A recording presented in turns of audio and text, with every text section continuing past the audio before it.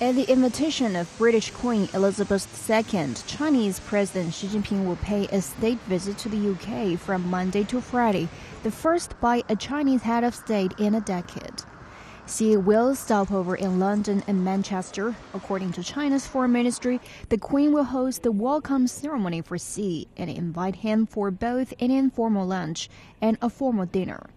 Xi is scheduled to hold talks with Prime Minister David Cameron and also meet with leaders of opposition parties and the parliament. In Manchester, the Chinese president will attend a banquet and visit research projects and local businesses. I expect that President Xi's visit will strengthen the relationship still further between Britain and China at a political level, at an economic level, at a people-to-people level.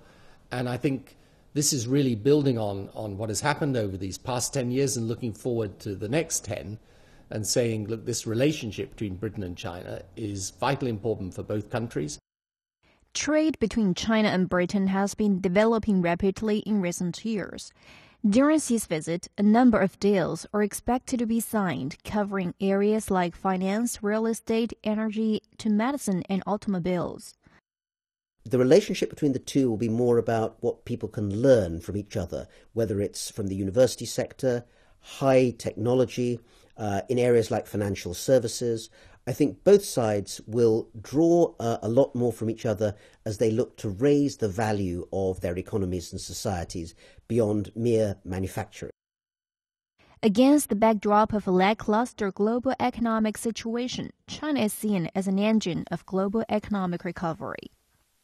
The China proposed Belt and Road Initiative and the Asian Infrastructure Investment Bank offer new platforms for bilateral cooperation.